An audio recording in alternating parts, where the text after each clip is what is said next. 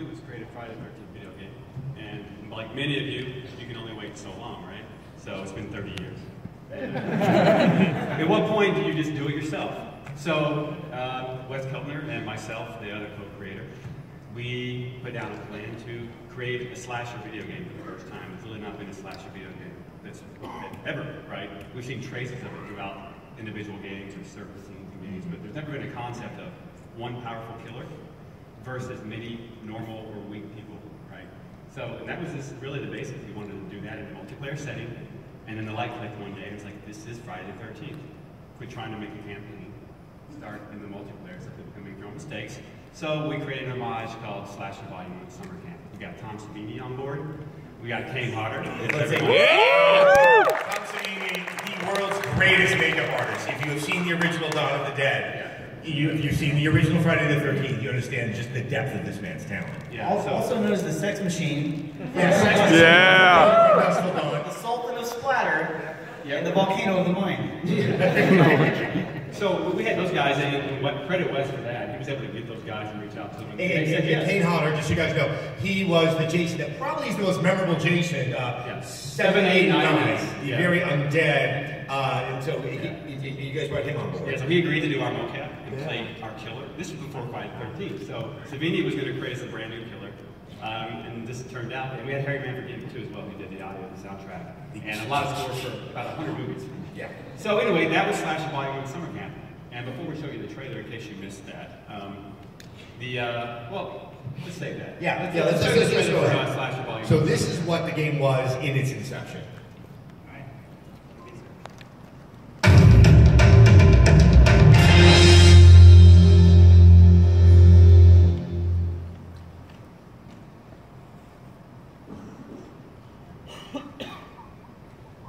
Forest green, quiet, tranquil, a nice place to camp.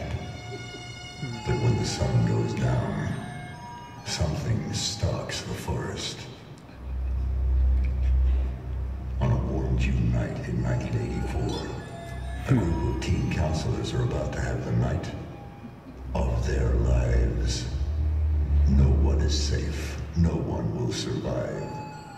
Because in summer camp, your sleeping bag will be your body bag.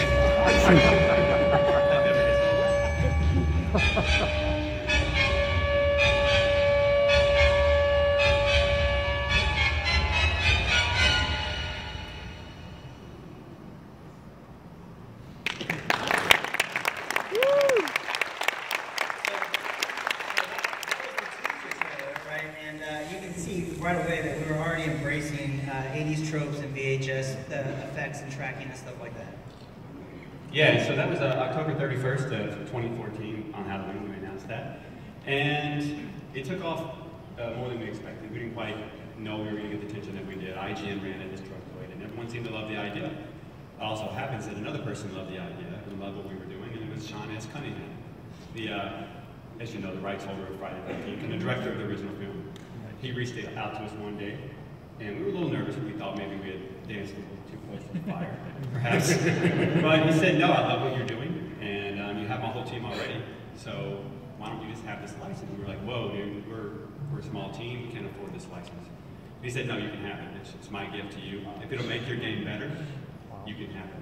So it turns out that we've been waiting our whole life to make this game. Our mentor, almost, without even knowing it, sees the game and gives us the license, which is incredible. We're all high-fiving each other around the office, and we're having parties, and then it sinks in that now we have to make a Friday the 13th game. And we're the ones that are doing it. And you can be the biggest fan in the world, but you still have to make the game. So that's and with that, you know, with Slasher Volume 1's Summer Camp, I'm not saying the game would be bad by any means, but you're not playing it, you're playing against a much different set of expectations than when suddenly you're presented with, I mean, I would say, Friday the 13th, the hockey mask itself is probably one of the most universally recognized images, you know, up there with something like Mickey Mouse. You know, you see the ears of Mickey Mouse, you know what you're getting. You see the hockey mask, you know what you're getting. Something very different than Mickey Mouse. Yeah. So, hockey mask. So this is obviously part 6, Jason Lives mask. For those that might not know, how do you know it's the part 6 mask? There's a gash on the side. Verse 6 has a unique tone. First of all, he has the axe mark that he got for the end part 3. There's not a continuation on it. Totally. In part 5, they did you good. I'm bored. I could go on for days about masks. You were really. I've been working with these guys long enough. I actually know a lot about the movies. It is. I thought I knew a lot, and then I met them, and I was terrified. But that's also indicative of what you guys want to bring to the game. This isn't just, hey, there's a guy with a hockey mask, and there's teams running around getting killed. You really are respecting all the different levels of arcana and mythos and canon that's inside of the series. And Randy can speak to this in Kettering. Like, if you don't know, Kettering and Chuck run Phonic. They're our dev studio, and we made one phone call to a studio, a really, really big studio, and we said, would you be interested in our game? And they said, we can't take it on, but we know who to go to. We have the guys, and they said Phonic.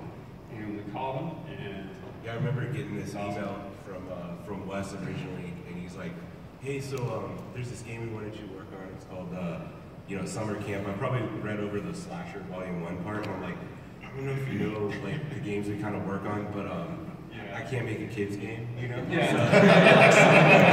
So I'm thinking like sleeping bags and maybe like s'mores. Yeah, exactly. So I'm like, but whatever. I'll look at it a little more, and then I realized the slasher thing and started kind of researching it more, and I'm like, oh wow, like this is awesome. This is a huge deal. So, I mean, you can look at Kettering and know that he loves horror and metal in general. So when he found out it was Friday the 13th, they were having a big. I like cats.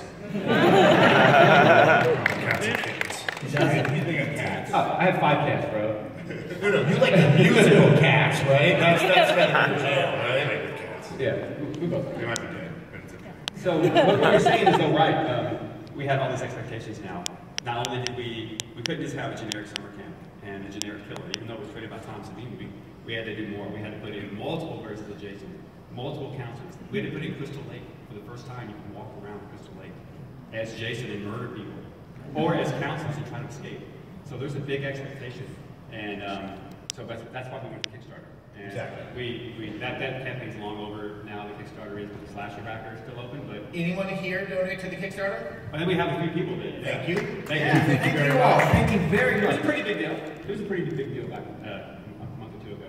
So that was kind of like the entirety. I mean, that was a really strange late October, early November. Yeah. Like Thanksgiving really became this moment. It was like, oh, I'm just gonna have some turkey and take a nap. We're done with the Kickstarter. Yeah, pretty much. Yeah. But it was, I think we should mention just right now, we do have we're calling it a slasher backer, because it's a pun, but it's really a slacker backer. Yeah. I want to quickly speak to where and what. Yeah, well, Randy, you want to talk about, Randy's the face of our, was the face of our Kickstarter campaign in our community, and he's doing all this cool stuff and dealing with thousands and thousands of people, but. So the slacker backer, or as we're calling it, the slasher backer, is really our way of ensuring that people who missed out on the Kickstarter, because it only ran for a 30-day window, anybody who missed out on it, because you might not have heard about it in time, or you didn't have the funds available at the same time, we have a way for you to back the game and continue to help us reach our stretch goals after the fact of the Kickstarter. So we have that hosted up at the backer kit. And we have a ton of stuff there. Not only do we have everything, or most everything that we had up as far as rewards goes for the Kickstarter, but we've added some new stuff. So we have the add-ons, we have a physical art book and a whole bunch of other stuff, but we also have something pretty interesting. It's an interactive dev blog. We call it the virtual cabin. Yeah, it's your own little personal cabin in first person. You can walk around it. And so instead of going to Game Informer or IGN, if you don't typically follow those places, you can actually walk around your virtual cabin. Think of a really twisted version of Animal Crossing, of the museum in Animal Crossing, where you can go see your fish that you found. Or where you go back to your Animal Crossing house a year later and it's just overrun by bugs. Yeah, we don't have that decay. But as we announce new versions of Jason or new counselors or anything, they'll appear in your cabin without you knowing, and you'll go into the Jason room and you can see all the awesome Jasons lined up. So it's a way for us to give our Kickstarter backers an update continuously on the virtual cabin. So we have all that cool stuff on there. The reason I mentioned that is the Kickstarter, and it was very successful. We needed that money to then turn Slasher Volume 1 Summer Camp into Friday the 13th. And for those that missed the Friday the 13th trailer, I think we're going to show you that. Yes. If you somehow missed it. And if you didn't miss it, Watch it again. let's just relish in its glory. Yeah. Woo!